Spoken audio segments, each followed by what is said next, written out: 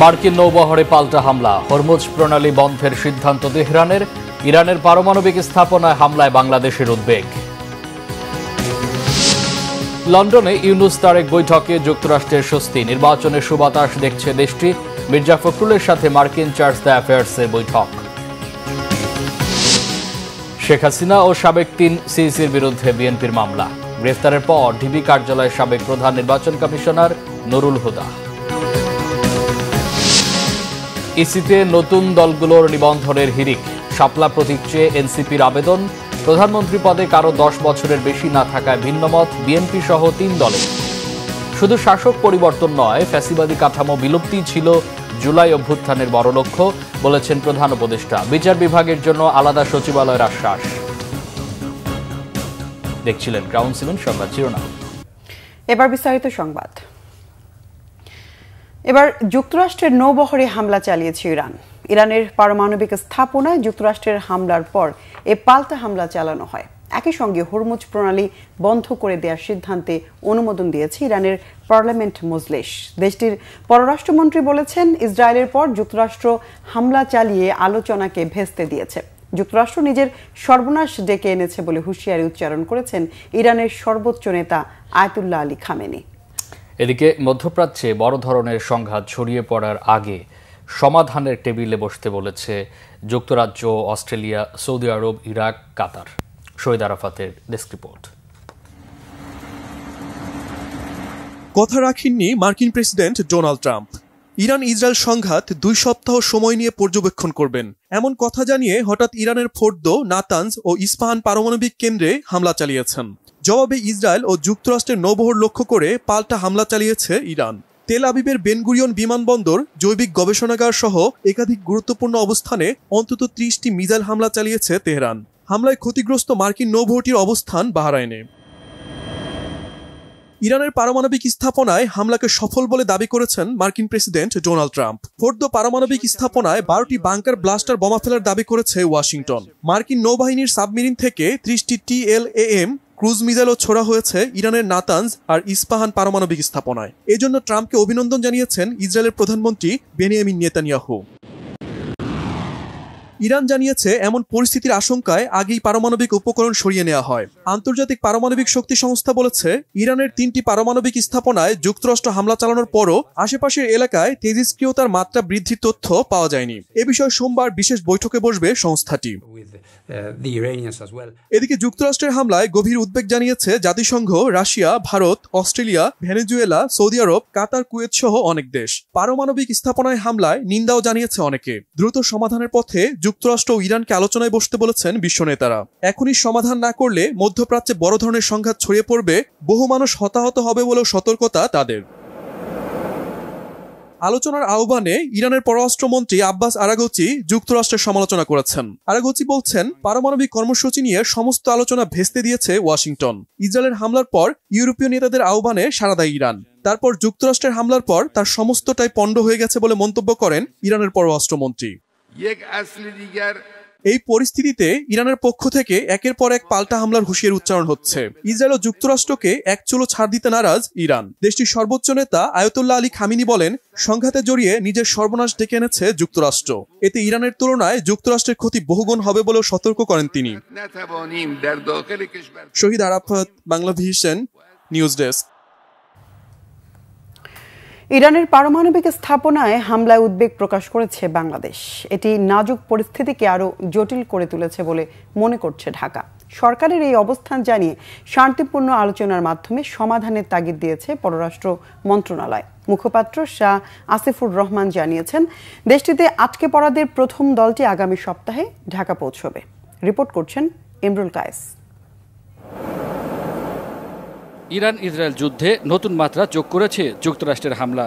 শনিবার ইরানের 3টি পরমাণু কেন্দ্রে হামলার মধ্য দিয়ে এ যুদ্ধে আনুষ্ঠানিকভাবে যুক্ত হল যুক্তরাষ্ট্র। ট্রাম্প প্রশাসনের এই হামলায় শঙ্কিত সারা বিশ্ব। ইরানে যুক্তরাষ্ট্রের হামলার বিষয়টি নিয়ে উদ্বেগ প্রকাশ করেছে পররাষ্ট্র মন্ত্রণালয়। বাংলাদেশ ইসলামী প্রজাতন্ত্র ইরানের পারমাণবিক স্থাপনাগুলোতে সাম্প্রতিক হামলার ঘটনায় গভীর উদ্বেগ প্রকাশ করছে। বাংলাদেশ সকল পক্ষকে সর্বোচ্চ সংযম প্রদর্শনের আহ্বান জানাচ্ছে এবং আঞ্চলিক উত্তেজনা বাড়তে পারে এমন যে কোনো পদক্ষেপ থেকে বিরত থাকতে অনুরোধ করছে। বৈধ অবৈধ মিলে ইরানে 10 থেকে 12 হাজার বাংলাদেশি আছে। এদের মধ্যে তেহরানে 400 জনের মতো। সরকারি ব্যবস্থাপনায় ফিরতে আগ্রহীদের তুরস্ক অথবা পাকিস্তান হয়ে ফেরানোর উদ্যোগ নেবে সরকার। ইরানি উদ্ভূত যুদ্ধ পরিস্থিতিতে সেখানে বসবাসরত বাংলাদেশে ফিরতে ইচ্ছুক সকল বাংলাদেশি নাগরিকদের দেশে প্রত্যাবর্তনের প্রয়োজনীয় প্রক্রিয়া বাংলাদেশ সরকার শুরু করেছে। ইরানের পার্শ্ববর্তী দেশসমূহের সহযোগিতায় এই প্রত্যাবর্তন প্রক্রিয়াটি সম্পন্ন করা হবে। পররাষ্ট্র মন্ত্রণালয় প্রত্যাশা করছে প্রত্যাবাসন প্রত্যাশীদের প্রথম দলটি আগামী সপ্তাহেই বাংলাদেশে পৌঁছাবে। এ প্রেক্ষিতে দেশে প্রত্যাবর্তনে আগ্রহী সকল বাংলাদেশি নাগরিকগণকে তাদের নাম, ঠিকানা এবং অন্যান্য প্রয়োজনীয় তথ্যসহ তেহরানস্থ বাংলাদেশ দূতাবাসের মাধ্যমে রেজিস্ট্রেশনের জন্য অনুরোধ করা যাচ্ছে। প্রথম পর্যায়ে শখানেক বাংলাদেশি ফিরছেন যুদ্ধবিধ্বস্ত ইরান থেকে। ইমরুল কায়েস, বাংলাভিশন, ঢাকা। লন্ডনে ডক্টর ইউনূসের সাথে বিএনপির ভারপ্রাপ্ত চেয়ারম্যান তারেক রহমানের বৈঠকে স্বস্তি জানিয়েছে যুক্তরাষ্ট্র। এর ফলে দেশের নির্বাচনে হাওয়া বইতে শুরু করেছে বলে মনে করে দেশটি। সকালে বিএনপি মহাসচিবের সাথে বাংলাদেশে নিযুক্ত যুক্তরাষ্ট্রের চার্জ দ্য অ্যাফেয়ার্সের বৈঠক শেষে এক ব্রিফিংয়ে এই তথ্য জানান দলের স্থায়ী কমিটির সদস্য আমির খসরু মাহমুদ চৌধুরী।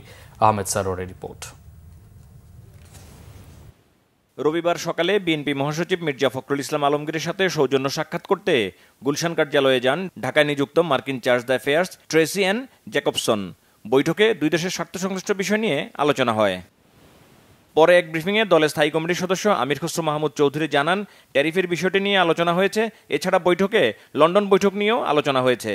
বিএনপির পক্ষ থেকে আমাদের মতামত জানতে চেয়েছে ট্যারিফের ব্যাপারে, এবং আমরা এই ব্যাপারে সরকারের সাথে সহযোগিতা করে ট্যারিফের ব্যাপারে আমেরিকার সাথে যে ইস্যুটা আছে এটার একটা সলিউশন করা দরকার। এই আলাপটা হয়েছে, গুরুত্বপূর্ণ আলাপ এটা।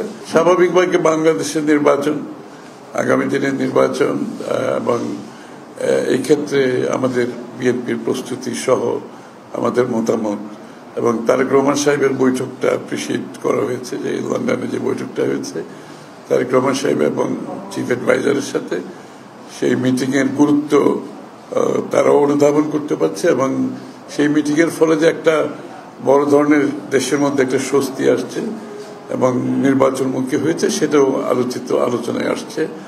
দলের স্থায়ী কমিটির সদস্য সালাউদ্দিন আহমেদ মনে করেন, দেশে যদি উন্নত শিক্ষা ও গবেষণার সুযোগ পাওয়া যায় তাহলে আর মেধাবীরা দেশ ছাড়বে না। সকালে ডিপ্লোমা ইঞ্জিনিয়ার্স ইনস্টিটিউটে অর্পণ আলোক সংঘ আয়োজিত তারুণ্যের রাষ্ট্রচিন্তা নিয়ে এক আলোচনায় তিনি কথা বলেন। সম্মিলিতভাবে একটা প্রচেষ্টায় আমরা যাতে এই ব্রেন ড্রেন এবং অন্যান্য আমাদের যে এই লাইনে ক্ষতি হওয়ার ন্যাশন বিল্ডিংয়ের যে সমস্ত ফিল্টারেজ আছে এগুলো বন্ধ করতে পারি, তাহলে পরে আমাদের মেধাবী সন্তানরা দেশে থাকার একটা পরিবেশ পাবে। দেশে যদি সে উন্নত শিক্ষা এবং উন্নত মানের রিসার্চ করার সুযোগ থাকে তাহলে সে বিদেশে যাবে। দেশেই যদি এমপ্লয়েড হয়ে সে কন্ট্রিবিউট করার সুযোগ পায় তাহলে সে বিদেশে যাবে না। সেই পরিবেশটা নিশ্চিত করার জন্য আমরা কাজ করবো ইনশাআল্লাহ সম্মিলিতভাবে। আহমেদ সরওয়ার, বাংলাভিশন, ঢাকা। এদিকে দশম, একাদশ ও দ্বাদশ সংসদ নির্বাচনের সিইসি সহ অজ্ঞাত পরিচয়ের ১৯ জনের বিরুদ্ধে মামলা দায়ের করেছে বিএনপি। একই সঙ্গে 2014, 2018 ও 2024 সালের ভোট পরিচালনাকারী প্রধান নির্বাচন কমিশনার ও নির্বাচন কমিশনারদের বিরুদ্ধে আইনগত ব্যবস্থা নেওয়ার আবেদন জানিয়েছে দলটি। রবিবার সকালে বিএনপির মহাসচিব মির্জা ফখরুল ইসলাম আলমগীর স্বাক্ষরিত দলটির নির্বাহী কমিটির সদস্য ও মামলা ও তথ্য সংরক্ষণ সমন্বয়ক সালাউদ্দিন খানের নেতৃত্বে এই সংক্রান্ত আবেদন প্রধান নির্বাচন কমিশনার এএমএম নাসির উদ্দিনের কাছে জমা দিয়েছে বিএনপি। এ সময় কেন্দ্রীয় ও স্থানীয় বিএনপি নেতাদের মধ্যে মোহাম্মদ মিজানুর রহমান, মোহাম্মদ ইকবাল হোসেন, শরীফুল ইসলাম ও নাইম হাসান উপস্থিত ছিলেন। মামলার আবেদনের কপি নির্বাচন কমিশনে জমা দেওয়ার পর প্রতিনিধি দলটি শেরেবাংলা থানায় মামলার আবেদন করেন। মামলার বাদী বিএনপির সদস্য সালাউদ্দিন খান। তৎকালীন প্রধানমন্ত্রী শেখ হাসিনা ও সাবেক ৩ সিইসি, নির্বাচন কমিশনার এবং ডিসিএসপি সহ মোট ১৯ জন ও অজ্ঞাত কয়েকজনের বিরুদ্ধে মামলা দায়ের করা হয়েছে।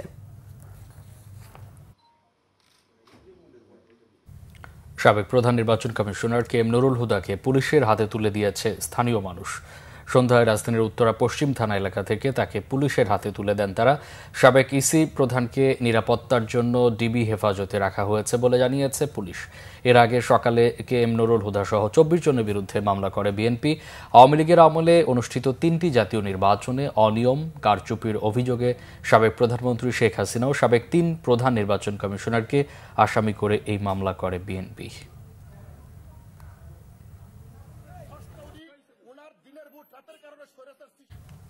দর্শক, এই মুহূর্তে রাজধানীর গোয়েন্দা পুলিশ কার্যালয়ের সামনে আছেন সিনিয়র রিপোর্টার ফরুক বাবু। সরাসরি চলে যাচ্ছি তার কাছে। বাবু, সাবেক সিসি নুরুল হুদাকে তো ডিবি কার্যালয়ে নেওয়া হয়েছে, তার বিরুদ্ধে কি কি অভিযোগ আনা হয়েছে আমাদেরকে জানাবেন।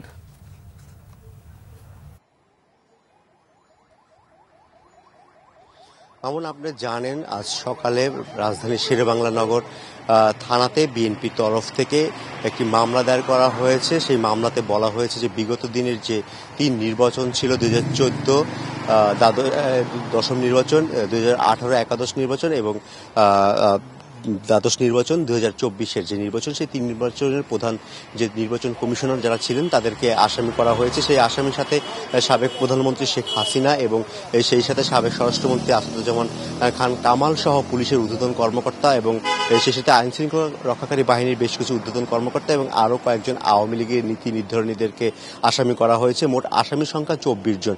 সেই মামলা দায়ের সকাল 11টার দিকে হওয়ার পরে আজ বিকেল 5টার দিকে 2018-র যে নির্বাচন কমিশনের দায়িত্ব পালন করেছেন প্রধান নির্বাচন কমিশনার AKM নুরুল হুদার বাসাতে স্থানীয় লোকজন যে তাকে যে সেখান থেকে আটক করে। পরবর্তীতে সেই খবর পেয়ে পুলিশ সেখান থেকে তাকে, যেহেতু তার নামে মামলা রয়েছে, তখন তাকে গ্রেপ্তার দেখানো হয়। সেই গ্রেপ্তারের পরবর্তীতে তার নিরাপত্তার স্বার্থে যাতে কোনো ধরনের মব সৃষ্টি না হয়, বিশৃঙ্খলা সৃষ্টি না হয়, সেই কারণে পরবর্তীতে ডিবি কার্যালয়ে রাত্র 8টা নাগাদ তাকে নিয়ে আসা হয় এবং এখন বর্তমানে তিনি ডিবি কার্যালয়ে রয়েছে। তবে থানা পুলিশ আমাদেরকে এখন পর্যন্ত নিশ্চিত করে বলতে পারেনি কোন মামলায় তাকে এখন পর্যন্ত গ্রেফতার দেখানো হয়েছে।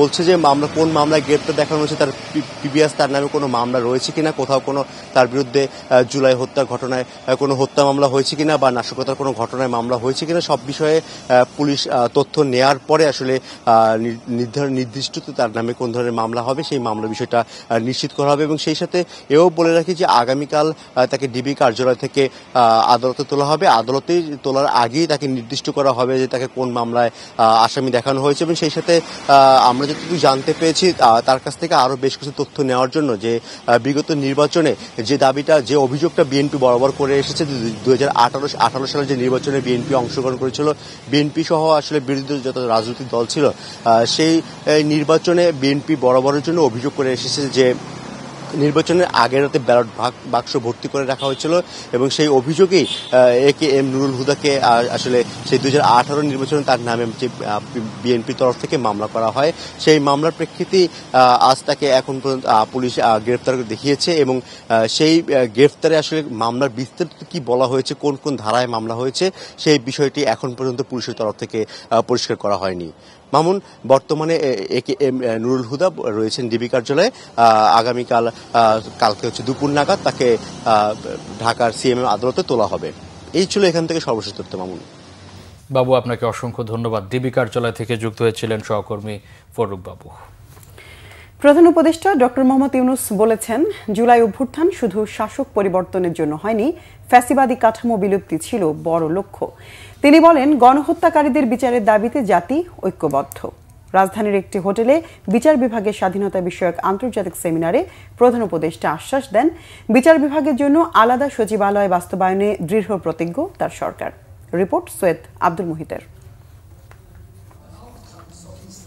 রাজধানীর একটি হোটেলে বিচার বিভাগের স্বাধীনতা এবং দক্ষতা বিষয়ক আন্তর্জাতিক সেমিনারে প্রধান অতিথি হিসেবে যোগ দেন প্রধান উপদেষ্টা ডক্টর মোহাম্মদ ইউনূস। তিনি জানান, জুলাই অভ্যুত্থানের বর্ষপূর্তি পালন করতে যাচ্ছে অন্তর্বর্তী সরকার, যা হবে ঐতিহাসিক। গণহত্যাকারীদের বিচারের দাবিতে জাতি এক হয়েছে। Today the nation stands united in its determination to hold the perpetrators accountable. In pursuit of this goal, 2 international crimes tribunals have been established to investigate and prosecute the crimes against humanity that occurred in July-August 2024. These tribunals are functioning with full independence, impartiality, and in compliance with due process. মানবতা বিরোধীদের বিচারে স্বাধীনভাবে কাজ করছে tribunal স্মরণ করিয়ে দেন অতীতে কিভাবে বিচার বিভাগকে আন্ডারমাইন করা হয়েছে। The July uprising was not merely about ousting a despotic regime. It was fueled by an intense desire to dismantle the deep-seated hegemonies and the biases that have persisted. The uprising sought to break down the old order and rebuild the state so that no individual or party could ever become despotic or authoritarian. প্রধান উপদেষ্টা বলেন, শক্তিশালী গণতন্ত্র প্রতিষ্ঠায় সরকার আন্তরিকভাবে কাজ করছে। বিচার বিভাগের জন্য আলাদা সচিবালয় বাস্তবায়নে দৃঢ় প্রতিজ্ঞ তার সরকার। A separate secretariat would grant the judiciary the structural autonomy to adjudicate without external pressure. সেমিনারে বিচার বিভাগের জন্য আলাদা সচিবালয় এবং অর্থনৈতিক সক্ষমতার উপর গুরুত্ব দেন প্রধান বিচারপতি ও attorney general. Syed Abdul Muhit, Bangla vision, Dhaka. ত্রয়োদশ সংসদ নির্বাচন সামনে রেখে নিবন্ধন আবেদনের শেষ দিনে নির্বাচন কমিশনে নতুন রাজনৈতিক দলগুলোর হিড়িক পড়ে যায়। নিবন্ধনের আবেদন জমা দিয়ে প্রতীক হিসেবে শাপলা চেয়েছে নতুন রাজনৈতিক দল জাতীয় নাগরিক পার্টি এনসিপি।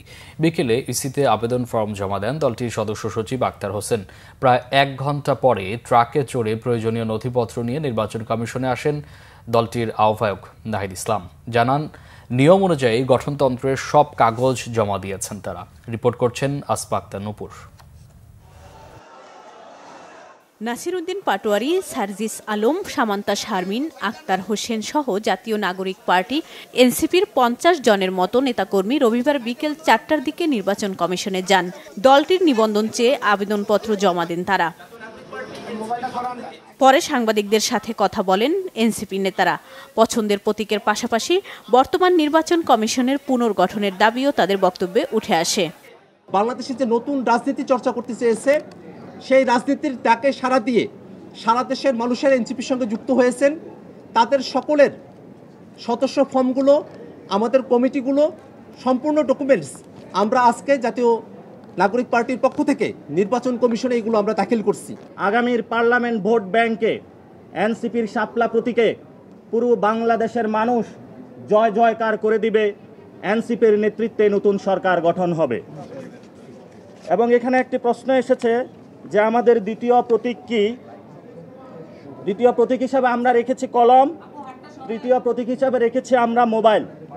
তবে আমরা নির্বাচন কমিশনের কাছে এবং দেশবাসীর কাছে আবেদন রাখব আমাদেরকে যাতে শাপলায় মনোনয়ন দেওয়া হয়। পরে আরও নথিপত্র নিয়ে ট্রাকে করে নির্বাচন কমিশনে আসেন এনসিপির আহ্বায়ক নাহিদ ইসলাম। সাংবাদিকদের তিনি জানান, নিয়ম অনুযায়ী সব কাগজপত্র জমা দেওয়া হয়েছে। নিবন্ধনের ক্ষেত্রে কোনো বৈষম্যের শিকার হবেন না এমন আশা প্রকাশ করেন তিনি।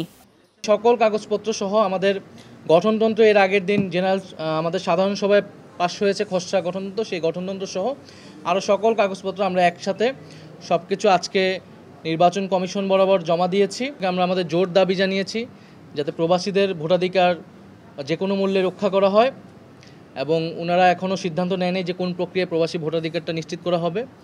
ওনারা বলেছেন এটা দ্রুত সময়ের মধ্যে নিশ্চিত করা হবে। এদিন বিকাল 5টা পর্যন্ত আবেদন জমা পড়েছে 49টি। সব মিলিয়ে শতাধিক নতুন দল নিবন্ধন চেয়ে আবেদন করেছে নির্বাচন কমিশনে। এর মধ্যে রয়েছে জনতা পার্টি বাংলাদেশ, গণদল, বাংলাদেশ জনজোট পার্টি, বাংলাদেশ সমতা পার্টি, বাংলাদেশ সিটিজেন পার্টি, ইসলামী ঐক্যজোট, বাংলাদেশ ক্ষুদ্র নৃগোষ্ঠী ফেডারেশন, জাতীয় ন্যায় বিচার পার্টি এবং আমজনগণ পার্টি। আসমা আক্তার নূপুর, বাংলা ভিশন, ঢাকা। 10 বছরের বেশি কেউ প্রধানমন্ত্রী থাকতে পারবেন না। জাতীয় ঐকমত্য কমিশনের সভায় বেশিরভাগ দল এ বিষয়ে একমত হয়েছে। তবে ভিন্ন মত রয়েছে বিএনপি সহ 3 দলের। বিএনপির স্থায়ী কমিটির সদস্য সালাউদ্দিন আহমেদ জানিয়েছেন, দলীয় ফোরামে আলোচনার পর এই বিষয়ে সিদ্ধান্ত জানাবে তার দল। শুভ মাহফুজের রিপোর্ট। জুলাইয়ের মধ্যেই ঐকমত্যের মাধ্যমে জাতীয় সনদ তৈরি করতে দ্বিতীয় দফার আলোচনা করেছে জাতীয় ঐকমত্য কমিশন। রবিবার সকালে ফরেন সার্ভিস একাডেমিতে জাতীয় ঐকমত্য কমিশনের 5ম দিনের আলোচনায় যোগ দেয় বিএনপি, জামায়াতে ইসলামী ও এনসিপি সহ 30টি রাজনৈতিক দল। বেলা 11:30টায় শুরু হওয়া বৈঠক চলে বিকেল 5টা পর্যন্ত। দীর্ঘ আলোচনায় কোনো বিষয়ে ঐকমত্যে পৌঁছাতে পারেনি দলগুলো। বৈঠক শেষে কমিশনের সহসভাপতি অধ্যাপক আলী রিয়াদ জানান, প্রধানমন্ত্রীর মেয়াদ নিয়ে বিএনপি সহ 3 দল বাদে অন্যরা একমত হয়েছে। ভিন্ন ভিন্ন কারণে তাদের মতভিন্নতা আছে, সকলে একত্রে নয়, এটা মনে রাখবেন যে 3টি দলের অবস্থান 3 রকম এই বিষয়ে। প্রধানমন্ত্রীর মেয়াদ নিয়ে বেশিরভাগের এক বক্তব্য থাকলেও সংবিধানের মূলনীতি নিয়ে 2 মেরুতে রাজনৈতিক দলগুলো। বামজোট বিপ্লবী ওয়ার্কার্স পার্টি বলছে 72-এর সংবিধানের মূলনীতিকে বহাল রাখতে হবে। বাংলাদেশের গঠনকালে যে মৌলিক ঐক্য তৈরি হয়েছে তাকে রেখে আমাদের বাকি মূলনীতি বিবেচনা করতে হবে। সংবিধানের মূল নীতিমালার ব্যাপারে বাস্তবে যে সিদ্ধান্তই হোক না কেন, দলগুলো এই ব্যাপারে সাধারণ একটা ঐক্যমতের জায়গায় এসছেন, যে সেখানে সাম্য, মানবিক মর্যাদা, সামাজিক ন্যায় বিচার, গণতন্ত্রটা সেখানে উল্লেখিত হবে। নাগরিক অধিকার, ধর্মীয় অধিকার রক্ষার জন্য আরো কোনো শব্দ যুক্ত করা দরকার, আমরা রাজি আছি, তাতে আমাদের আপত্তি নাই। কিন্তু 4 মূলনীতি বাদ দিয়ে অন্য কিছু আমরা গ্রহণ করতে পারি না, কারণ এটা বাংলাদেশের মূল ভিত্তি। বিএনপি জামাত 5ম সংশোধনীর বিসমিল্লাহ এবং আল্লাহর উপর পূর্ণ আস্থা ও বিশ্বাসে ফিরে যাওয়ার দাবি জানিয়েছে। 72-এর মূলনীতি নিয়ে আপত্তি এনসিপিরও। যে আমরা 4টি মূলনীতি, 72-এর 4টি মূলনীতি আমরা বাতিল চাই। বাকি মূলনীতির ক্ষেত্রে আমরা ওপেন আছি। আমরা সেই ক্ষেত্রে ধর্মনিরপেক্ষতার পরবর্তী বদলে যদি অন্য কোনো শব্দ এখানে আনা হয় কিংবা অন্য কোনো মূলনীতির ব্যাপারে আমরা এখানে ওপেন আছি, কিন্তু আমাদের মূল পয়েন্ট হচ্ছে 4টি মূলনীতি 72-এর এগুলো বাদ দিতে হবে। 5th অ্যামেন্ডমেন্ট যেটা শহীদ প্রেসিডেন্ট জিয়াউর রহমানের সময় হয়েছিল অ্যামেন্ডেড, যেখানে বিসমিল্লাহির রহমানির রহিম ছিল, আল্লাহর উপরে বিশ্বাস এবং পূর্ণ আস্থা এগুলা ছিল, সেইটার সাথে এই নতুন 4টি পয়েন্ট এখানে যোগ করার ব্যাপারে, প্রতিস্থাপন করার ব্যাপারে আমরা একমত হয়েছি। 5ম সংশোধনীতে যেভাবে গৃহীত হয়েছে সেই জায়গায় আছি। ওখানে বিসমিল্লাহির রহমানির রহিম আছে, ওখানে মহান আল্লাহর উপর আস্থা এবং বিশ্বাস আছে, ওখানে ধর্মনিরপেক্ষতা নেই। আমরা সেই প্রস্তাবনার বিষয় এখানে আসছে না, তারপরে এটা প্রস্তাবনারও কিন্তু অংশ বললাম। রাষ্ট্র পরিচালনা মূলনীতির মধ্যেও এগুলো এসছে। তো সুতরাং আমরা 5ম সংশোধনীতে গৃহীত সেই সমস্ত প্রস্তাবের সাথে একমত। 2 দিন বিরতির পর বুধবার আবারও রাজনৈতিক দলগুলোর সাথে বৈঠকে বসবে জাতীয় ঐকমত্য কমিশন। এর মধ্যে দলগুলো নিজেদের দলীয় ফোরামে আলোচনা করবে। শুভ মাহফুজ, বাংলা ভিশন, ঢাকা। বড় কোনো পরিবর্তন ছাড়াই পাশ হল 2025-26 অর্থ বছরের বাজেট। 1 জুলাই থেকে কার্যকরের জন্য 7,90,000 কোটি টাকার বাজেট অনুমোদন দিয়েছে উপদেষ্টা পরিষদ। চূড়ান্ত বাজেটে ব্যাপক সমালোচনার মুখে বাতিল হল কালো টাকা সাদা করার সুযোগ। সামাজিক নিরাপত্তা খাতের বরাদ্দ 10,000 কোটি টাকা বাড়ানো হয়েছে, জানিয়েছেন অর্থ উপদেষ্টা ডক্টর সালেউদ্দিন আহমেদ। বিস্তারিত জিয়াউল হক সবুজের রিপোর্ট। নতুন অর্থ বছরের জন্য 7,90,000 কোটি টাকা অপরিবর্তিত রেখেই বাজেট চূড়ান্ত অনুমোদন দিয়েছে উপদেষ্টা পরিষদ। প্রধান উপদেষ্টা ডক্টর মোহাম্মদ ইউনূসের সভাপতিত্বে অনুষ্ঠিত উপদেষ্টা পরিষদ নির্দিষ্টকরণ অধ্যাদেশ 2025 অনুমোদনের মধ্য দিয়ে পাশ হয় নতুন বাজেট। অধিবেশন না থাকায় এ নিয়ে তৃতীয়বারের মতো সংসদের বাইরে পাশ হল জাতীয় বাজেট। একই বাজেটে পাশ হয় চলতি অর্থ বছরের সম্পূরক বাজেটও। বাজেটটা অঙ্ক চেঞ্জ হয় নাই, 7,90,000 কোটি টাকা। পরে বাজেট নিয়ে সচিবালয়ে সংবাদ সম্মেলনে অর্থ উপদেষ্টা ডক্টর সালেউদ্দিন আহমেদ জানান, চমক দেওয়ার জন্য নয়, খাদের কিনার থেকে অর্থনীতি টেনে তোলাই এই বাজেটের মূল লক্ষ্য। তবে বাজেট প্রস্তাবনায় ব্যাপক সমালোচনার কারণে বন্ধ করা হয়েছে কালো টাকা সাদা করার আইন। প্রথমত একটা ঢালাই ছিল 15 বছরের সাথে, আমরা আসার পরপরই বাদ দিয়ে দিই। সেকেন্ড যেটা ছিল যে আমরা বলেছি যে একটু ভ্যালুয়েশন বেশি করে দেব, সেটা আমরা বলেছি আর দরকার না, ওটা একদম কমপ্লিটলি এটা আমরা প্রত্যাহার করে নিয়েছি। এখন কার ওই টাকাটা কি করবে না করবে সেটার ব্যাপার, সেখানে অবশ্য একটা ইম্প্যাক্ট হতে পারে। রিয়েলিস্টরা বলছে যে ফ্ল্যাট কম বিক্রি হতে পারে। অর্থ উপদেষ্টা জানান, দুর্বল প্রতিষ্ঠান ও লোকবল সংকট নতুন বাজেট বাস্তবায়নের পথে বড় চ্যালেঞ্জ। এরপরও খুব বেশি হেরফের না করেই চূড়ান্ত করা হয়েছে নতুন প্রস্তাবনা। সীমাবদ্ধতা সত্ত্বেও সামাজিক নিরাপত্তার বরাদ্দ বাড়ানো হয়েছে 10,000 কোটি টাকা। সামাজিক নিরাপত্তা 81,297 কোটি টাকা ছিল, এটা 91,297 টাকা করেছে। 10,000 কোটি টাকা আমরা বৃদ্ধি করেছি। এটা রেলিভেন্ট খাতে, সামাজিক খাতে, এবং এই সাথে চমক দেওয়ার মতো একেবারে কিছু করার কিন্তু নাই। আপনারা ভেতরে খাদের কাছাকাছি গেলে বুঝতে পারতেন যে খাদের নিচে কি আছে।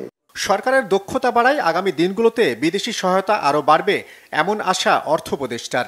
উপদেষ্টা পরিষদের অনুমোদন অনুযায়ী রাষ্ট্রপতির অধ্যাদেশের প্রজ্ঞাপন জারির মধ্য দিয়ে আগামী 1 জুলাই থেকেই কার্যকর হবে নতুন বাজেট। জিয়াউল হক সবুজ, বাংলা ভিশন, ঢাকা। বাজেটে জুলাই বিপ্লবের স্বপ্ন পূরণ হয়নি, অর্থনীতির দুষ্ট চক্র থেকে বের হবার সুযোগও কাজে লাগানো হলো না। অভিমত গবেষণা প্রতিষ্ঠান সেন্টার ফর পলিসি ডায়ালগ সিপিডির। প্রতিষ্ঠানটির বাজেট আলোচনায় বক্তারা বলেন, অন্তর্বর্তী সরকারে 4 জন উপদেষ্টা অর্থনীতিবিদ থাকলেও এই বাজেটে সাধারণ মানুষের প্রত্যাশা পূরণ হয়নি। রবিবার রাজধানীতে এক হোটেলে বাজেট আলোচনার আয়োজন করে সিপিডি।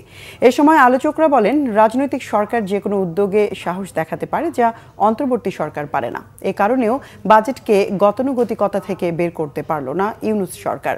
এবারের বাজেট আগেরগুলোর অনেকটা ঘষা মাজা বলেও মন্তব্য করেন বক্তারা। তারা আরও বলেন, বর্তমান সরকার সংস্কারের কথা বলছে, কিন্তু ব্যাংক ধ্বংসকারী লুটেরাদের বিরুদ্ধে কোনো শক্ত ব্যবস্থা নেয়নি। দুর্নীতিবাজ একজন ব্যাংক কর্মকর্তাকেও জেলে দেয়া হয়নি। ব্যাংক বাঁচাতে কেন ভর্তুকি দেয়া হবে, এ নিয়েও প্রশ্ন তোলেন আলোচকরা। ঢাকা দক্ষিণ সিটি কর্পোরেশনের নাগরিক সেবা খাতে কর্মকর্তাদের নিজ নিজ দপ্তরে কাজে ফিরে যাওয়ার আহ্বান জানিয়েছেন নগর ভবনে অবস্থান কর্মসূচি পালন করা ঢাকাবাসীর সংগঠকরা।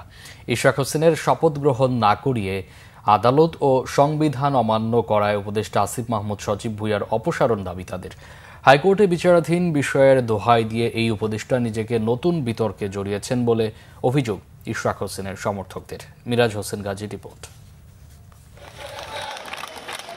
সর্বোচ্চ আদালতের রায় ও নির্বাচন কমিশনের গেজেট অনুযায়ী ইশরাক হোসেনকে মেয়রের দায়িত্ব বুঝিয়ে দেওয়ার দাবিতে নগর ভবনে এই অবস্থান ও বিক্ষোভ কর্মসূচি। রবিবার সকাল থেকে খণ্ড খণ্ড মিছিল সহ নগর ভবনের কর্মসূচিতে যোগ দেন ঢাকা দক্ষিণ সিটি কর্পোরেশনের বাসিন্দা ও ইশরাক হোসেনের সমর্থকরা। আন্দোলনকারীরা বলেন, উপদেষ্টা আসিফ মাহমুদ সবশেষ বলেছেন আদালতে বিচারাধীন বিষয় ছিল, তাই শপথ আয়োজন করতে পারেননি।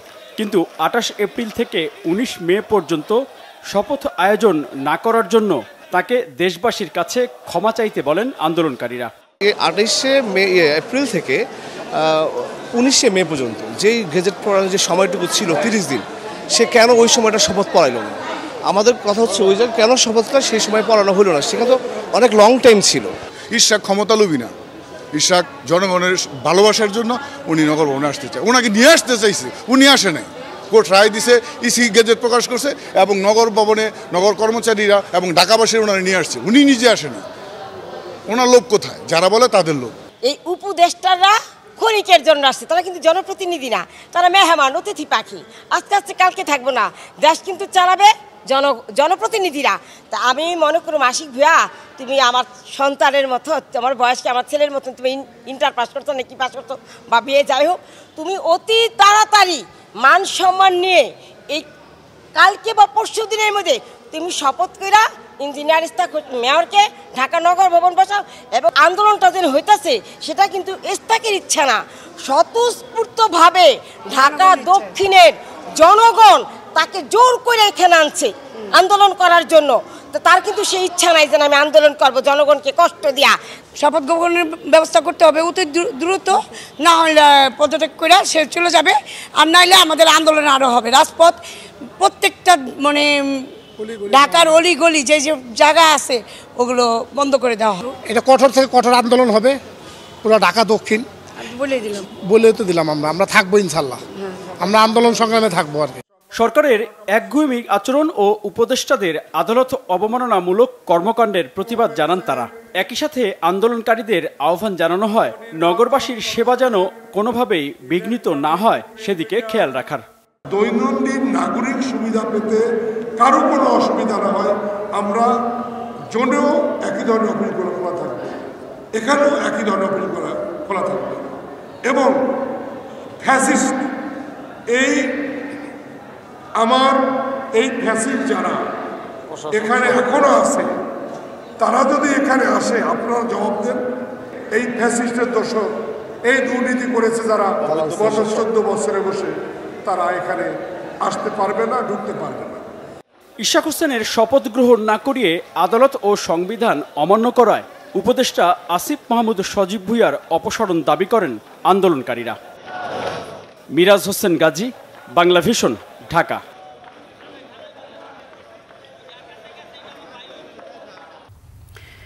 রাজধানী গুলশানে বিএনপি চেয়ারপারসনের রাজনৈতিক কার্যালয়ে রাতে বিএনপি ও গণতন্ত্র মঞ্চের লিয়াজো কমিটির বৈঠক অনুষ্ঠিত হয়েছে।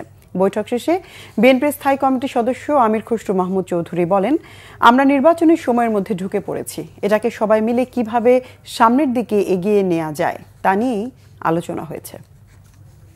যুগপৎ আন্দোলনের বিষয়টা সামনের দিকে আমরা কিভাবে অগ্রসর হব এই বৈঠকের পর।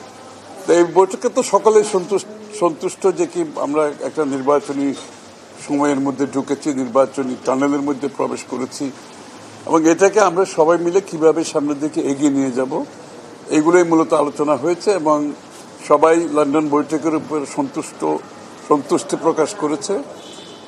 আর আগামী দিনে আমাদের কার্যক্রম আমরা কিভাবে এগিয়ে নিয়ে যাব সামনের দিকে, মূলত এটাই আলোচনা হয়েছে। দেশে করোনা ভাইরাসে আক্রান্ত হয়ে গত 24 ঘন্টায় 5 জনের মৃত্যু হয়েছে। রবিবার স্বাস্থ্য অধিদপ্তরের করোনা বিষয়ক নিয়মিত সংবাদ বিজ্ঞপ্তিতে এই তথ্য জানানো হয়েছে। বিজ্ঞপ্তিতে জানানো হয়, সারা দেশে গত 24 ঘন্টায় 621টি নমুনা পরীক্ষায় 36 জনের করোনা শনাক্ত হয়। 24 ঘন্টায় করোনায় মারা যাওয়া 4 জনই পুরুষ, বাকি 1 জন নারী। তাদের মধ্যে চট্টগ্রামে 3 জন, ঢাকা ও রাজশাহীতে 1 জন করে মারা যান। চলতি বছরের 1 জানুয়ারি থেকে 22 জুন পর্যন্ত 5,598 জনের নমুনা পরীক্ষা করে 433 জনের শরীরে করোনা ভাইরাস পাওয়া গেছে। এ সময় করোনায় আক্রান্ত হয়ে মারা গেছেন 16 জন। নতুন করে 36 জনের দেহে করোনা ভাইরাস শনাক্ত হওয়ায় মহামারীর শুরু থেকে এই পর্যন্ত মোট আক্রান্তের সংখ্যা বেড়ে দাঁড়িয়েছে 20,51,978 জনে।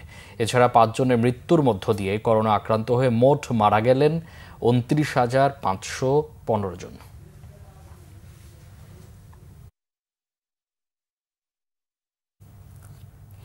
সততা, সঠিক নেতৃত্ব ও আত্মত্যাগে বলিয়ান হয়ে দেশের সার্বভৌমত্ব রক্ষায় নবীন কর্মকর্তাদের প্রস্তুত থাকার আহ্বান জানিয়েছেন সেনাবাহিনীর প্রধান জেনারেল ওয়াকারুজ্জামান। সকালে চট্টগ্রামের পতেঙ্গায় বাংলাদেশ নেভাল একাডেমিতে নৌবাহিনীর রাষ্ট্রপতি কুচকাওয়াজ অনুষ্ঠানে প্রধান অতিথির বক্তব্যে তিনি এ আহ্বান জানান। সেনাপ্রধান বলেন, 21 শতাব্দীর প্রগতিশীল বিশ্বের সঙ্গে তাল মিলিয়ে বাংলাদেশ নৌবাহিনী একটি আধুনিক প্রযুক্তি নির্ভর ও ত্রিমাত্রিক বাহিনী হিসেবে সমুদ্র সীমার সার্বভৌমত্ব রক্ষা, সমুদ্র সম্পদের সুরক্ষা, সমুদ্রে অপরাধ দমন ও সুশাসন বজায় রাখতে গুরুত্বপূর্ণ ভূমিকা পালন করছে। অনুষ্ঠানে নৌবাহিনীর 2022 বি ব্যাচের 44 জন মিডশিপম্যান এবং 2025 এ ব্যাচের 8 জন ডাইরেক্ট এন্ট্রি অফিসার সহ মোট 52 জন নবীন কর্মকর্তা কমিশন লাভ করেছেন। তোমাদেরকে যে কোনো ধরনের চ্যালেঞ্জ গ্রহণের জন্য সবসময় প্রস্তুত থাকতে হবে। সামরিক চেতনা ও মূল্যবোধকে সমুন্নত রেখে এবং যে কোনো সিদ্ধান্ত গ্রহণের ক্ষেত্রে দেশপ্রেমকে সর্বোচ্চ গুরুত্ব দিতে হবে। আমাদের বাংলাদেশের জন্য নৌবাহিনী একটা অত্যন্ত গুরুত্বপূর্ণ প্রতিষ্ঠান। আরও কিছু খবর নিয়ে এবার দেখুন ডেস্ক রিপোর্ট। মুন্সিগঞ্জে বিআইডব্লিউটি এর নির্ধারিত জায়গায় একটি আধুনিক পোর্ট নির্মাণ ও আশপাশের পরিবেশ উন্নয়নের আশ্বাস দিয়েছেন নৌ পরিবহন উপদেষ্টা অবসরপ্রাপ্ত brigadier general doctor M Sakhawat Hossain. মুন্সিগঞ্জের লোহজংয়ের শিমুলিয়া বিআইডব্লিউটি এর ড্রেজার বেজ সম্মেলন কক্ষে আয়োজিত এক মতবিনিময় সভা শেষে সাংবাদিকদের এ তথ্য জানান তিনি। সভায় উপস্থিত ছিলেন স্বরাষ্ট্র উপদেষ্টা অবসরপ্রাপ্ত লেফটেন্যান্ট জেনারেল মোহাম্মদ জাহাঙ্গীর আলম চৌধুরী, শিল্প উপদেষ্টা আদিলুর রহমান খান, পরিবেশ উপদেষ্টা সৈয়দা রিজওয়ানা হাসান, বাণিজ্য উপদেষ্টা শেখ বশিরউদ্দিন ও নৌবাহিনী প্রধান অ্যাডমিরাল মোহাম্মদ নাজমুল হাসান সহ অনেকে। বিশ্ব পরিবেশ দিবস উদযাপন উপলক্ষে রাজধানীর মোহাম্মদপুরে আদাবর ও শেরেবাংলা নগর থানা এলাকায় র্যালির আয়োজন করে জাতীয়তাবাদী শিক্ষক পরিষদ। এর উদ্বোধন করেন বিএনপি চেয়ারপারসনের উপদেষ্টা বীর মুক্তিযোদ্ধা আব্দুস সালাম। দেশের পরিবেশ রক্ষায় দেশনেত্রী বেগম খালেদা জিয়া ও বিএনপি ভারপ্রাপ্ত চেয়ারম্যান তারেক রহমানের পক্ষ থেকে টাঙ্গাইল সদর উপজেলার ধুলেরচর মাদ্রাসা গালা ইউনিয়নের আহসানুল্লাহ উচ্চ বিদ্যালয় ও রসুলপুর বাসিরুন্নেসা উচ্চ বিদ্যালয় প্রাঙ্গণে বৃক্ষরোপণ করা হয়। বিএনপির নির্বাহী কমিটির প্রচার সম্পাদক সুলতান সালাউদ্দিন টুকু বলেন, পরিবেশ রক্ষায় এই বৃক্ষরোপণ কর্মসূচি চলমান থাকবে। জেলা বিএনপির সাবেক সদস্য সচিব মাহমুদুল হক শানু ও জেলা যুব দলের আহ্বায়ক খন্দকার রাশেদ আলম রাশেদ সহ অনেকে উপস্থিত ছিলেন। তেজগাঁও থানা স্বেচ্ছাসেবক দল ঢাকা মহানগর উত্তরের পক্ষ থেকে ঈদ পরবর্তী শুভেচ্ছা বিনিময় করেছেন যুব দলের সাবেক সভাপতি ও ঢাকা মহানগর উত্তর বিএনপির সাবেক আহ্বায়ক সাইফুল আলম নীরব। রাজধানীর তেস্তুরি বাজারের স্থানীয় একটি কমিউনিটি সেন্টারে মতবিনিময় সভায় তিনি বলেন, আগামী দিনে দলের ভারপ্রাপ্ত চেয়ারম্যান তারেক রহমানের নেতৃত্বে দেশ এগিয়ে যাবে। রাজধানীর খামারবাড়ি কৃষিবিদ ইনস্টিটিউশন মিলনায়তনে অনুষ্ঠিত হয়েছে টেকসই কৃষি ও কৃষক সম্মাননা অনুষ্ঠান 2025। সারা দেশের 64টি জেলার কৃষকদের নিয়ে ব্যতিক্রমধর্মী এই অনুষ্ঠানে প্রধান অতিথি ছিলেন জাতীয়তাবাদী কৃষক দলের সাধারণ সম্পাদক শহীদুল ইসলাম বাবুল। সড়ক নিরাপত্তা আইনের বিষয়ে সাংবাদিকদের সাথে রাজধানীর শ্যামলীতে মতবিনিময় সভা করেছে ঢাকা আহসানিয়া মিশন স্বাস্থ্য সেক্টরের উপপরিচালক মোখলেসুর রহমানের সভাপতিত্বে এতে বক্তব্য রাখেন প্রকল্পের সমন্বয়কারী শারমিন রহমান। সিনিয়র সাংবাদিকরা এতে অংশ নেন। গার্ল গাইডের 4টি অঞ্চলের বিভিন্ন প্রাথমিক বিদ্যালয়ের হলদে পাখিদের নীলকমল অ্যাওয়ার্ড দেয়া হয়েছে। রাজধানীর বেইলি রোডে গাইড অডিটোরিয়ামে এর আয়োজন করে বাংলাদেশ গার্ল গাইডস অ্যাসোসিয়েশন। সারা দেশের গাইডের 10 অঞ্চল হতে প্রতিযোগিতার মাধ্যমে 4 অঞ্চলের 17 জন হলদে পাখি এই অ্যাওয়ার্ড অর্জন করেছে। অ্যাসোসিয়েশনের জাতীয় কমিশনার কাজী জেবুন্নেসা বেগমের সভাপতিত্বে উপস্থিত ছিলেন ডেপুটি জাতীয় commissioner Sabina Ferdous, professor doctor Yasmin Ahmed এবং হলদে পাখি কমিশনার বেলা রানী সহ অনেকে। Bangla vision news desk. Test ক্রিকেটের 25 বছর পূর্তি উদযাপন করছে বাংলাদেশ ক্রিকেট বোর্ড। এ উপলক্ষে দেশের 7টি বিভাগে অনূর্ধ্ব 12 6 সাইড ক্রিকেট উৎসব শুরু করেছে বিসিবি। রাজশাহীতে এই উৎসবের উদ্বোধন করতে এসে বিসিবি সভাপতি আমিনুল ইসলাম বুলবুল জানান, রাজশাহীতে প্রিমিয়ার লিগ চালু করার পরিকল্পনা করেছে বোর্ড। রাজশাহী প্রতিনিধি পরিতোষ চৌধুরী আদিত্যের রিপোর্ট। ঠিক 25 বছর আগে টেস্ট মর্যাদা পেয়েছে বাংলাদেশ। সহযোগী দেশ থেকে পূর্ণ সদস্য হয়ে আইসিসির বনেদি ক্লাবে প্রবেশ করেছে। অথচ সেই বনেদি ক্রিকেটের রজত জয়ন্তী উৎসব পালন করা হচ্ছে অনূর্ধ্ব 12 6 সাইড ক্রিকেট দিয়ে। অভিষেক টেস্ট সেঞ্চুরি করে ইতিহাসের পাতায় নাম ওঠান আমিনুল ইসলাম বুলবুল। তিনি এখন বিসিবির সভাপতি। রাজশাহীতে উৎসব উদ্বোধনে আবারও নেমে গেলেন ব্যাট হাতে। প্রিয় প্যাডেল সুইপে 2 যুগ আগের স্মৃতির মন্থন। টেস্ট ক্রিকেটে এখনও শিক্ষানবিশ টাইগাররা। সাফল্য আসে কালে ভদ্রে। গড়ে ওঠেনি ক্রিকেট কাঠামো। এর দায় কার? এসবেরই উত্তর দেওয়ার চেষ্টা বোর্ড সভাপতি। হচ্ছে যে আপনারা জানেন যে আমরা ক্রিকেটকে ডিসেন্ট্রালাইজ করতে যাচ্ছি এবং সব জায়গায় আমরা ছড়িয়ে দিতে যাচ্ছি। সেই ছড়িয়ে দেওয়ার একটা অন্যতম কারণ আজকে আমাদের এখানে আসা এবং আপনাদের যারা কর্তৃপক্ষ এখানে আছেন তাদের সাথে আমরা কথা বলবো কিভাবে এখানে ক্রিকেট আরও বেশি খেলা হতে পারে, কিভাবে রাজশাহী থেকে আরও জাতীয় দলের খেলোয়াড় আপনারা উপহার দিতে পারেন। বাংলাদেশের ক্রিকেট এখনও ঢাকা কেন্দ্রিক। দেশের অনেক ক্রিকেটারের আতুরঘর রাজশাহী। অথচ এখানে আন্তর্জাতিক ম্যাচ নেই, ঘরোয়া লিগও অবহেলিত। রাজশাহী প্রিমিয়ার লিগ আয়োজনের আশ্বাস বুলবুলের। আমাদের প্রধান লক্ষ্যই হচ্ছে এখানে রেগুলার, শুধু দেখেন এখানে কিন্তু আমরা ফার্স্ট ক্লাস ক্রিকেট হয় মাঝে মাঝে, কিন্তু আমরা যেটা করব এখানে রাজশাহী বড় এই পুরো গ্রেটার রাজশাহী রিজনের মধ্যে আমরা প্রিমিয়ার লিগ চালু করব। আমরা এখানে ক্রিকেট অ্যাক্টিভিটি আরও বাড়াবো, এখানে training and coaching program, umpiring program আরও বেশি করে বাড়াবো। বাংলাদেশের ক্রিকেট প্রেমীদের চোখ বেশি থাকে বিপিএলে। এবার রাজশাহী দল নিয়ে অনেক জলঘোলা হয়েছে।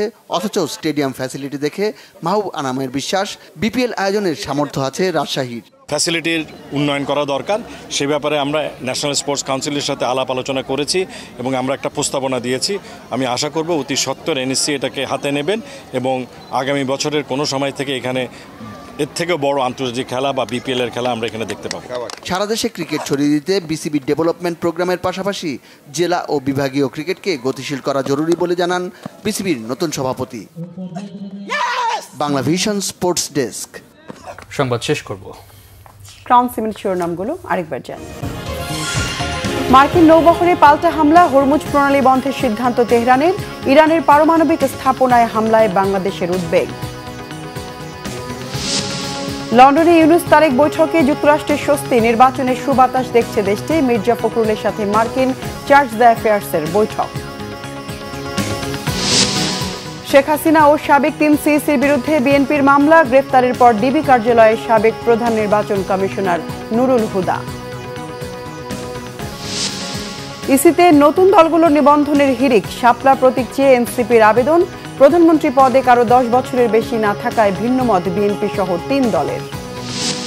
শুধু শাসক পরিবর্তন নয়, ফ্যাসিবাদী কাঠামো বিলুপ্তি ছিল জুলাই অভ্যুত্থানের বড় লক্ষ্য বলেছেন প্রধান উপদেষ্টা। বিচার বিভাগের জন্য আলাদা সচিবালয়ের আশ্বাস। দর্শক, ছিল এখনকার মতো। পরের সংবাদ রাত 1টায় দেখার আমন্ত্রণ রইল। এছাড়া বাংলা ভিশন সংবাদ ও সংবাদ সংশ্লিষ্ট অনুষ্ঠান দেখতে ভিজিট করুন www.bfnews24.com ও facebook.com/banglavisionnews এবং সাবস্ক্রাইব করুন youtube.com/banglavisionnews। এতক্ষণ সাথে থাকায় অসংখ্য ধন্যবাদ। শুভরাত্রি। শুভরাত্রি।